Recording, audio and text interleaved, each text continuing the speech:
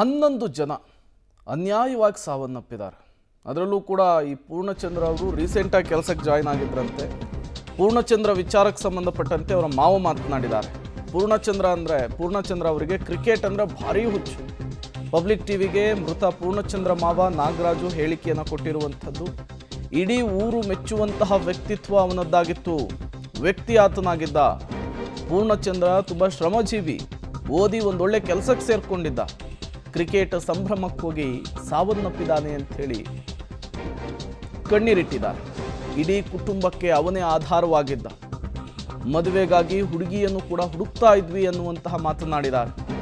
ದುರಂತಕ್ಕೆ ಸರ್ಕಾರವೇ ನೇರ ಹೊಣೆ ಅಂಥೇಳಿ ಆಕ್ರೋಶವನ್ನು ಹೊರಹಾಕಿರುವಂಥದ್ದು. ಜೀವಕ್ಕಿಂತ ದೊಡ್ಡದು ಯಾವುದೂ ಇಲ್ಲ ಅಂತ. ಕಷ್ಟಪಟ್ಟು ಓದಿ ಇಂಜಿನಿಯರಿಂಗ್ ಮಾಡಿದ್ದ ಪೂರ್ಣಚಂದ್ರ ಸಾಕಷ್ಟು ಬದುಕನ್ನು ಕಟ್ಕೊಳ್ಳೋ ನಿಟ್ಟಿನಲ್ಲಿ ಕೂಡ ಮೈಸೂರಿನಲ್ಲಿ ಉದ್ಯೋಗದಲ್ಲಿದ್ದ. ಈತನಿಗೆ ಕ್ರಿಕೆಟ್ ಅಂದರೆ ಪಂಚಪ್ರಾಣ, RCBಯ ದೊಡ್ಡ ಅಭಿಮಾನಿಯಾಗಿದ್ದ. ಆದರೆ ಇದೀಗ RCBಯ ಸಂಭ್ರಮಾಚರಣೆ ಮಾಡೋ ನಿಟ್ಟಿನಲ್ಲಿ ಹೋಗಿ ಕಾಲು ತುಳಿತಕ್ಕೆ ಒಳಗಾಗಿ ಇದೀಗ ಸಾವನ್ನಪ್ಪಿರುವಂಥದ್ದು. ಈ ಬಗ್ಗೆ ಮಾತನಾಡೋಕ್ಕೆ ಅವರ ಮಾವ ನಾಗರಾಜು ಕೂಡ ನಮ್ಮ ಒಟ್ಟಿದ್ದಾರೆ. ಅವರನ್ನು ನಾನು ಮಾತಾಡ್ತಾ ಹೋಗ್ತೀನಿ. ಸರ್, ಪೂರ್ಣಚಂದ್ರ ಅವರು ಬೆಳೆದ ದಾರಿನ ಹೇಗೆ ಹೇಳ್ತೀರಾ ಸರ್? ಸರ್, ಪೂರ್ಣಚಂದ್ರ ಬೆಳೆದ ದಾರಿ ಅಂದರೆ ಅವನು ಭಾರಿ ಮೂಲ ಶ್ರಮಜೀವಿ, ಬಡ ಕುಟುಂಬದಲ್ಲಿ ಬೆಳೆದಂತಹ ವ್ಯಕ್ತಿಯನ್ನು ಸರ್. ಅವನು ಗದ್ದೆ ನಾಟಿ ಮಾಡೋದು, ಹೊಲ ಉಳೋದು, ತೆಂಗಿನ ಮರ ಹತ್ತೋದು, ಎಲ್ಲ ಕೆಲಸ ಕಾರ್ಯಗಳನ್ನು ಮಾಡೋನು ಸರ್. ಓದೋದು ಎಲ್ಲಾದರೂ ಮುಂದಿದ್ದ ಗುರುಗಳೇ. ಅವನು ನಾನು ಬೈವೆ, ನೀನು ಚೆನ್ನಾಗಿ ವಿದ್ಯಾಭ್ಯಾಸ ಮಾಡಿ ಯಾವುದಾರ ಒಂದು ಉದ್ಯೋಗ ಸೇರಿಕೊಂಡು ಒಳ್ಳೆ ಮಂತಂದಲ್ಲಿ ಹೆಣ್ಣು ತಂದು ಮದುವೆ ಆಗಿ ಚೆನ್ನಾಗಿ ಬದುಕನ್ನು ಕಟ್ಕೊಳ್ಳು ಅಂತ ಅಂದ್ಬಿಟ್ಟು ನಾನು ಸುಮಾರು ಬಂದಾಗೆಲ್ಲ ಹೇಳಿದೆ. ಈಗ ಸರ್ ಅವನು ಡಿಪ್ಲೊಮಾ ಮಾಡಿ ಮನೇಲೇ ಇದ್ದ. ನಾನು ಬೈದು ಓದೋ BE ಮಾಡೋ ಅಂದ್ಬಿಟ್ಟು ನಾನೇ ಮೈಸೂರಿಗೆ ಸೇರಿಸಿ ಅಲ್ಲಿ ಕೋರ್ಸ್ ಕಂಪ್ಲೀಟ್ ಆಯಿತು. ಸಿವಿಲ್ ಇಂಜಿನಿಯರ್ಸ್ ಕೋರ್ಸ್ ಕಂಪ್ಲೀಟ್ ಆಯಿತು. ಸರ್, ನಾನು ಇಲ್ಲೇ ಮಾಡ್ಕೊಂಡು ಮನೆ ತಗೊಳ್ತೀನಿ. ಬೇಡ, ನಿನಗೆ ನಿಮ್ಮ ಅಪ್ಪ ಒಬ್ಬ ಶಿಕ್ಷಕರು, ನೀನು ಇಲ್ಲೇ ಇದ್ದರೆ ನೀನು ಒಬ್ಬ ವಿದ್ಯಾವಂತ, ನಿನಗೆ ಯಾರು ಗೌರವ ಕೊಡೋಕ್ಕಿಲ್ಲ, ನೀನು ಓದಿರೋ ತಕ್ಕನಾಗೆ ಯಾವುದಾರ ಒಂದು ಉದ್ಯೋಗ ಸೇರ್ಕೊಳ್ಳೋ ಅಂತ ಅಂದ್ಬಿಟ್ಟು ಮೈಸೂರಿಗೆ ನಾವೇ ಫೋರ್ಸ್ ಮಾಡಿ 6 ತಿಂಗಳಿಂದ ಆಚೆಗೆ ಅವನು ಹೋಗಿ ಉದ್ಯೋಗ ಸೇರಿಕೊಂಡ ಸರ್. ಅಲ್ಲಿ ಯಾವುದೋ ಒಂದು ಕಂಪ್ನಿಲಿ ಕೆಲಸ ಮಾಡ್ಕೊಂಡಿದ್ದ ಸರ್. ಈಗ ಮದುವೆ ಕೂಡ ಮಾಡಬೇಕು, ಈಗ ನಾನು ಮದುವೆ ಮಾಡಬೇಕು ಅಂತ ಈ ತಿಂಗಳೊಳಗೆ ಮದುವೆ ಮಾಡಬೇಕು ಅಂತ ನಾವು ನಿರೀಕ್ಷೆ ಮಾಡ್ಕೊಂಡಿದ್ದೋ. ಅದು ಆಲೇ ಸರ್, ನಾವೆಲ್ಲೂ ನೋಡಿಕೊಂಡು ಅದು ಆಗ್ಬಿಟ್ಟಿತ್ತು. ಈ ರೀತಿ ಘಟನೆ ಸಂಭವಿಸ್ತಲ್ಲ ಸರ್. ಈಗ ಹಂಗೆ ಆಗ್ಬಿಡೋದು. ಈ ಘಟನೆ ಆಗ್ಬೇಕಾದ್ರೆ ಇದೇ ಕಾರಣ, ಈ ಸಂಭ್ರಮದೇ ಕಾರಣ. ಈ ಸಂಭ್ರಮ ಆಗಲಿಲ್ಲ ಅಂದರೆ ಅವನು ಅಲ್ಲಿ ಹೋಯ್ತಿತ್ತಿಲ್ಲ. ನಾವು ಹೆಂಗೋ ಮದುವೆ ಮಾಡಿ ಅರೇಂಜ್ ಮಾಡಿ ಅವ್ನಿಗೆ ಏನೋ ಬದುಕು ಕಟ್ಕೊಳ್ಳೋಕ್ಕೆ ಒಂದು ಅನುವು ಮಾಡಿಕೊಡ್ವು. ಆ ನಿರೀಕ್ಷಣೆ ನೋಡಿ ಈಗ ನಮಗೆ ಹಾಳಾಗೋಯ್ತು. ಸಂಭ್ರಮವನ್ನು ಸರಿಯಾಗಿ ನಿರ್ವಹಣೆ ಮಾಡಬೇಕಾಗಿದ್ದು ಸರ್ಕಾರದ ಜವಾಬ್ದಾರಿ. ಸರ್ಕಾರ ಈ ಸಂಭ್ರಮ ಮಾಡಬೇಕು ಅಂತ ಅಂದಾಗ ಸರಿಯಾಗಿ ಬಿಗಿ ಬಂದೋಬಸ್ತು ಮಾಡಿ ಅದಕ್ಕೇನೋ ಒಂದು ಟಿಕೆಟು ಇಲ್ಲ ಮತ್ತು ಈ ಆರಕ್ಷಕ ಠಾಣ ಅವರು ಬಂದು ಕರೆಕ್ಟಾಗಿ ಮ್ಯಾನೇಜ್ ಮಾಡಿದರೆ ಇವೆಲ್ಲ ಅನಾಹುತ ಸಂಭವಿಸ್ತಿಲ್ಲ. ಇದಕ್ಕೆ ಕಾರಣ ಏನು? ಸರ್ಕಾರವೇ ಹೊಣೆ ಅಂತ ನಾನು 100ಕ್ಕೆ 100 ಭಾಗ ಹೇಳ್ತೀನಿ. ಈ ಮನೆ ಹಾಳಾಗ್ಬೇಕಾದ್ರೆ ಸರ್ಕಾರವೇ ಹೊಣೆ ಅಂತ ಹೇಳ್ತೀನಿ ಸರ್. ಮೊದಲು ಹೇಳ್ತಾ ಇದ್ದಾರೆ ಪೂರ್ಣಚಂದ್ರ ಅವ್ರಿಗೆ ಕ್ರಿಕೆಟ್ ಅಂದರೆ ಭಾಳ ಇಷ್ಟ ಅಂತ ಹೇಳ್ತಿದ್ರು. ಪೂರ್ಣಚಂದ್ರರಿಗೆ ಕ್ರಿಕೆಟ್ ಕಂಡ್ರೆ ಭಾರಿ ಇಷ್ಟ. ಇಲ್ಲೆಲ್ಲ ಇಡೀ ಎಂಟೈರ್ ಕರ್ನಾಟಕದಲ್ಲಿ ಬೇಕಾದ್ರೆ ಎಲ್ಲಿ ಬೇಕಾದ್ರೆ ಹೊಂಟೋಗೋದು. ಈ ಸಂಭ್ರಮ ಆಚರಣೆಯಿಂದಲೇ ಅಲ್ಲಿಗೆ ಸರ್ ಬೆಂಗಳೂರಿಗೆ ಹೋಗಿರೋದು. ಆದರೆ ಅವನು ಹೋಗೋ ವ್ಯಕ್ತಿ ಅಲ್ಲ. ಇಷ್ಟು ಹೇಳಕ್ಕೆ ನಾನು ಇಚ್ಛೆ ಪಡ್ತೀನಿ ಸರ್. ಇದಿಷ್ಟು ಪೂರ್ಣಚಂದ್ರ ಅವರ ಮಾವನವರ ಮಾತಾಗಿರುವಂಥದ್ದು. ಅಂದರೆ ಪೂರ್ಣಚಂದ್ರಗೆ ಕ್ರಿಕೆಟ್ ಅಂದರೆ ತುಂಬ ಇಷ್ಟ ಆಗಿತ್ತು. ಅದೇ ನಿಟ್ಟಿನಲ್ಲಿ RCBಯ ಸಂಭ್ರಮಾಚರಣೆಯಲ್ಲಿ ಭಾಗಿಯಾಗೋಕೆ ಹೋಗಿ ಈ ರೀತಿಯಾದ ದುರ್ಘಟನೆ ಆಗಿರುವಂಥದ್ದು. ಇದಕ್ಕೆ ನೇರ ಹೊಣೆ ಸರ್ಕಾರದ್ದೇ ಆಗಿರುತ್ತೆ. ಯಾಕಂದರೆ ಈ ಒಂದು ಸಂಭ್ರಮಾಚರಣೆಯನ್ನು ಸರಿಯಾದ ನಿರ್ವಹಣೆ ಮಾಡಬೇಕಾಗಿದ್ದು ಸರ್ಕಾರದ ಜವಾಬ್ದಾರಿ. ಸರಿಯಾಗಿ ನಿರ್ವಹಣೆ ಮಾಡದಂಥ ಕಾರಣವಾಗಿ ಈ ರೀತಿಯಾದ ದುರ್ಘಟನೆ ನಡೆದಿರುವಂಥದ್ದು.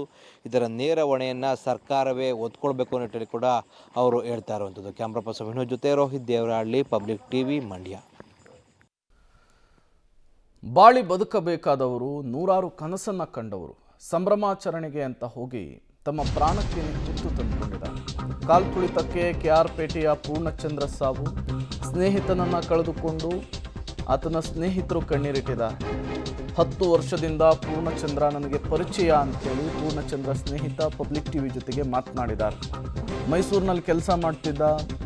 ಆತನ ಮದುವೆ ಮಾಡೋದಕ್ಕೆ ಹುಡುಗಿ ಕೂಡ ನೋಡ್ತಾ ಇದ್ರು. ಜೊತೆಯಲ್ಲಿದ್ದವನನ್ನು ಕಳೆದುಕೊಂಡಿದ್ದು ತುಂಬ ನೋವು ತರ್ತಾ ಇದೆ. ದುರಂತಕ್ಕೆ ಸರ್ಕಾರವೇ ನೇರ ಹೊಣೆ ಅಂಥೇಳಿ ಆಕ್ರೋಶವನ್ನು ಹೊರಹಾಕಿದ್ದಾರೆ.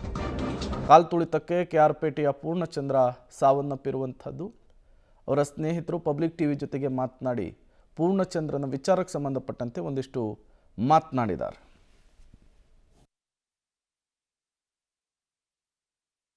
ಚಿನ್ನಸ್ವಾಮಿ ಸ್ಟೇಡಿಯಂನಲ್ಲಿ ಕಾಲು ತುಳಿತ ಪ್ರಕರಣಕ್ಕೆ ಸಿಲುಕಿದಂತಹ ಪೂರ್ಣಚಂದ್ರ ಅವರ ಕಡೆಯವರು ನಮ್ಮ ಜೊತೆಗಿದ್ದಾರೆ ಮಾತನಾಡೋದಕ್ಕೆ. ಸರ್, ಮೊದಲೇದಾಗಿ ನಿಮ್ಮ ಹೆಸರು, ನೀವು ಎಲ್ಲಿಂದ ಬಂದಿದ್ದೀರಿ, ಪೂರ್ಣಚಂದ್ರ ಅವರಿಗೆ ನೀವು ಏನಾಗಬೇಕಂತ? ಸರ್, ನನ್ನ ಹೆಸರು ಅಶೋಕ್ ಅಂತ. ನನಗೆ ಸುಮಾರಲ್ಲೇ ಒಂದು 10 ವರ್ಷದಿಂದ ಪರಿಚಯ ಪೂರ್ಣಚಂದ್ರ. ನಾವೆಲ್ಲ ಅಕ್ಕಪಕ್ಕ ಹೋದರೆ ನಮ್ಮದು ಕೋಳಹಳ್ಳಿ ಅಂದ್ಬಿಟ್ಟು ಗ್ರಾಮ. ಬೆಳಗ್ಗೆ ಬಂದ್ಬಿಟ್ಟು ಅವರ ಮಾವನ ಹತ್ರ ಅವನು ಹೆಣ್ಣು ನೋಡೋಕೆ ಹೋಗ್ತೀನಿ ಅಂತ ಹೇಳ್ಬಿಟ್ಟು ಹೋಗೋಣ, ಎಷ್ಟು ಒಂದು 10 ಗಂಟೆಗೆ ಏನೋ ಫೋನ್ ಮಾಡಿದ್ದಂತೆ. ಅದು ವಿಷಯ ಅವ್ರ ಮಾವ ಇದ್ದಾರೆ, ಸೋದರ ಮಾವಲ್ಲಿ. ಆಮೇಲೆ ನಮಗೆ ಸುಮಾರು ಒಂದು 4 o'clock ಹಂಗೆ ಒಂದು ಫೇಸ್ಬುಕ್ಕಲ್ಲಿ ಒಂದು ಲಿಂಕ್ ಬಂತು, ಹಿಂಗೆ ನಿಮ್ಮೂರು ಹುಡುಗನ ನೋಡಿ ಏನೋ ಥರ. ನಾವು ಲಿಂಕ್ ಓಪನ್ ಮಾಡ್ದೆ. ಏನೋ ನಮ್ಗೆ ಅಷ್ಟೇನು ಕ್ಲಿಯರಿಟಿ ಇರಲಿಲ್ಲ. ಸರಿ ಅಂತ ಹೇಳ್ಬಿಟ್ಟು ನಾವೆಲ್ಲ ಮನೆ ಹತ್ರ ಎಲ್ಲ ಹೋಗಿ ಸ್ವಲ್ಪ ಒಂದು 6 o'clock ಅಂದಾಗ ನಮ್ಗೆ ಸ್ವಲ್ಪ ಕನ್ಫರ್ಮ್ ಆಯ್ತು. ಅವಾಗ ಈ ಥರ ಮಲ್ಲೆ ಹಾಸ್ಪಿಟ್ಲು, ಬಟ್ ಇವಾಗ ವೈದ್ಯ ಹಾಸ್ಪಿಟ್ಲ್ ಅಂತ ಆಗೈತೆ, ಅಲ್ಲಿ ಈ ಥರ ಆಗೈತೆ ಅಂತ ಹೇಳಿದ ತಕ್ಷಣ ಅಲ್ಲಿಂದ ಹೊರಟು ಬಂದೆ. ಕೇರ್ಪೇಟೆಯಿಂದನೇ ಹೊರಟಲ್ಲಿಂದ. ಅವ್ರ ತಂದೆ ತಾಯಿಯರು ಬರೋಕ್ಕಾಗಿಲ್ಲ. ಅವ್ರ ಸೋದರ ಮಾವ ಮತ್ತು ನಾನು ಫ್ರೆಂಡ್ಸು 4 ಜನ ಬಂದಿದ್ವಿ ಅಲ್ಲಿಂದ. ಅಲ್ಲ, ಅವ್ರಿಗೆ ವಿಷಯ ತಿಳಿಸಿದ್ರೆ ಅವ್ರ ತಂದೆ ತಾಯಿಗೆ ಏನಾದ್ರು? ಆ್ಯಕ್ಚುಲಿ ನಾವು ಬರಬೇಕಾದ್ರೆ ಹೇಳ್ದೋ, ಏನೂ ಆಗಿಲ್ಲ, ಇನ್ನೂ ಸ್ವಲ್ಪ ಅಬ್ಸರ್ವೇಷನ್ ಇಟ್ಟಾರೆ, ನೋಡೋಣ ಇರಿ ಅಂತ ಹೇಳ್ದೆ. ಆಂಧ್ರ ಬರಬೇಕಾದ್ರೆ ನ್ಯೂಸಲ್ಲಿ ಸ್ವಲ್ಪ ಅಪ್ಡೇಟ್ ಆದ ತಕ್ಷಣ ಗೊತ್ತಾಗಿದೆ. ಆಲ್ಮೋಸ್ಟ್ ಊರವರಿಗೆಲ್ಲ ಗೊತ್ತಾಗಿದೆ. ಕ್ರಿಕೆಟ್ ಅಂದರೆ ತುಂಬ ಇಷ್ಟನಾ ಹೇಗೆ, ಅಥವಾ ಯಾರಾದರೂ ಪ್ಲೇಯರ್ ಅವ್ರಿಗೆ ತುಂಬ ಇಷ್ಟ ಇದ್ರಾ, ಅಥವಾ ಇವತ್ತು ಬಂದಿದ್ದ ಕಾರ್ಯಕ್ರಮಕ್ಕೆ ಯಾರ್ಯಾರೆಲ್ಲ ಬಂದಿದ್ರ ಜೊತೆಗೆ?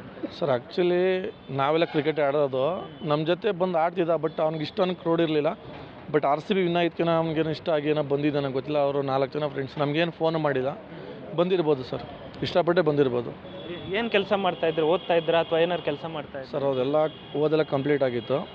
ಇವಾಗ ಸಿವಿಲ್ ಇಂಜಿನಿಯರ್ ಕೆಲಸ ಮಾಡ್ತಾರೆ ಮೈಸೂರಲ್ಲಿ. ಈಗ ಒಂದು 4 ತಿಂಗಳಿಂದ ಸ್ಟಾರ್ಟ್ ಮಾಡಿದರು. ಅವ್ರ ತಂದೆಯವರು ಮೇಸ್ಟ್, ಇವಾಗ ರಿಟೈರ್ಡ್ ಆಗಬೇಕಿತ್ತು ಈ ಇಯರಲ್ಲಿ. ಅಷ್ಟರೊಳಗೆ ಈ ಥರ ಆಗಿದೆ. ಏನು ಅನಿಸ್ತಾ ಇದೆ ನಿಮ್ಮ, ಅಂದರೆ ಇಷ್ಟು ದಿನ ಅವ್ರ ಜೊತೆಗೆ ಇದ್ದರು, ಈಗ ಒಂದೇ ಕ್ಷಣ ಅವರಿಲ್ಲ ಅನ್ನೋದು ಒಂದು ಟೈಮಲ್ಲಿ? ಸರ್, ಏನು ಹೇಳ್ಬೇಕಂತಲೇ ಗೊತ್ತಾಗ್ತಿಲ್ಲ. ಒಂಥರ ನಮಗೇನೆ ಇವಾಗ ವೆಹಿಕಲ್ ಬರ್ಬೇಕಾದ್ರೆ ಗಾಡಿ ಓಡಿಸೋಕ್ಕೆ ಆಗ್ತಾರಲ್ಲ, ಆ ಥರ ಒಂದು ಫೀಲ್ ಇತ್ತು ನಮಗೆ. ಹೆಂಗಂತ ಹೇಳೋದು ಸರ್, ಇದು ನನ್ನ ಜೊತೆಲಿ ಇದನ್ನು ಕಳ್ಕೊಂಡಾಗ ಏನಂತ ಹೇಳೋಕ್ಕಾಗತ್ತೆ ಹೇಳಿ. ತುಂಬ ನೋವಾಗ್ತಿದೆ ಸರ್, ಆ ಥರ ಫ್ರೆಂಡ್ ಮತ್ತು ನಮಗೆ ಸಿಗ್ತಾನೆ ಇಲ್ಲ ಅನ್ನೋದು.